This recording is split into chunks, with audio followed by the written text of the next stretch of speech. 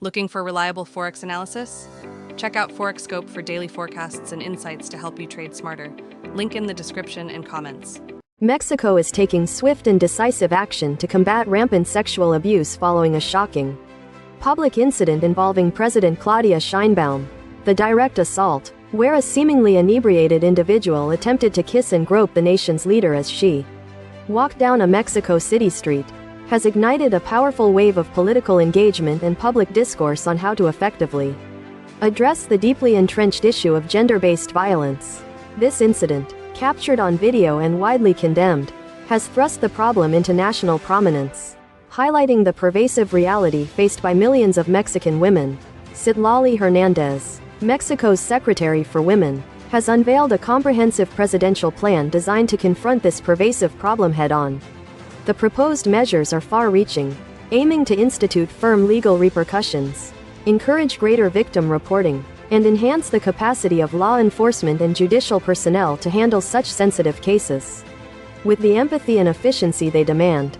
A cornerstone of this plan involves ensuring consistent prison sentences for sexual abuse across all of Mexico's 32 states, bringing them into alignment with federal statutes that already mandate substantial jail time for violent sexual offenses, particularly against vulnerable individuals and minors.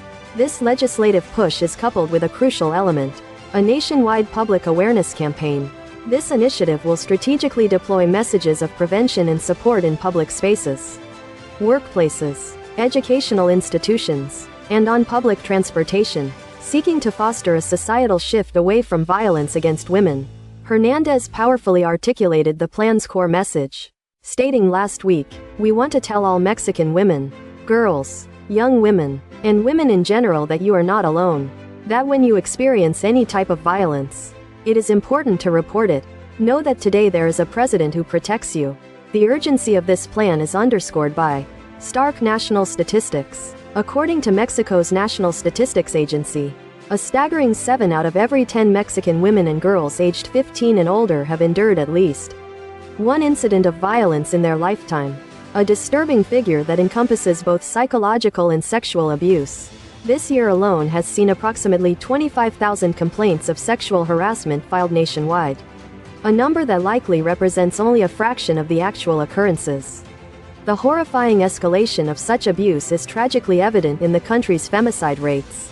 On average, 10 women are murdered daily in Mexico, with over 500 women losing their lives due to their gender in the first 6 months of this year alone, a crime tragically known as femicide.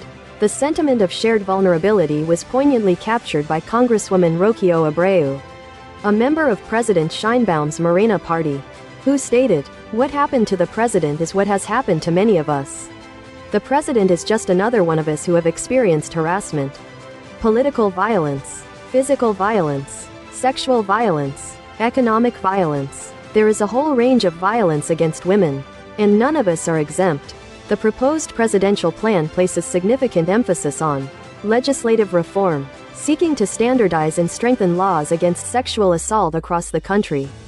Senator Martha Lucia Mischer, also from the governing Morena party, highlighted the need for a thorough review of existing legislation, noting that the Senate would be examining state penal codes pertaining to sexual abuse.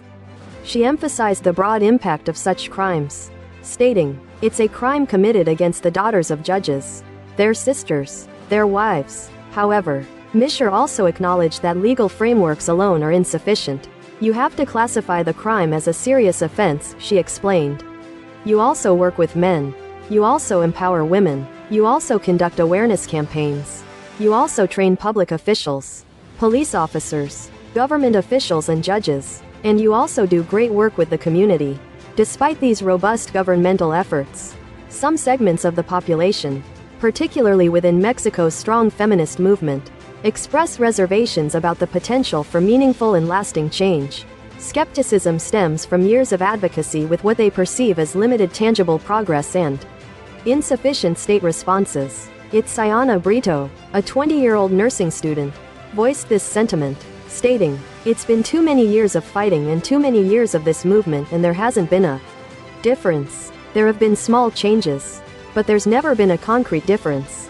Furthermore, Feminist activists have raised concerns about the government's primary focus on criminal punishment as the solution to widespread abuse. Estefania Vila, a legal expert and executive director of the feminist group Intersecta, articulated this worry. "What worries me is that the president's focus is exclusively on criminal law and she is neglecting other avenues that could be strengthened. It's an easy response to change criminal codes, but there's little change in real life." Oriana Lopez, another feminist activist, echoed this sentiment, questioning the efficacy of stricter penalties.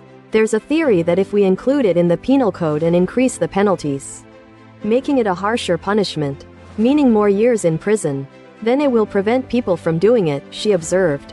"That's the theory, but there's no evidence to support it. It hasn't been proven that this is a realistic or long-term measure." Instead, these activists argue for a more profound societal transformation, advocating for educational campaigns that challenge deeply ingrained cultural norms and promote a radical shift in the acceptance of abuse. Lopez underscored this point, stating, "There has to be cultural change in masculinity. What are we doing so that men have a masculinity that isn't toxic, that isn't violent, that isn't invasive, so that they're not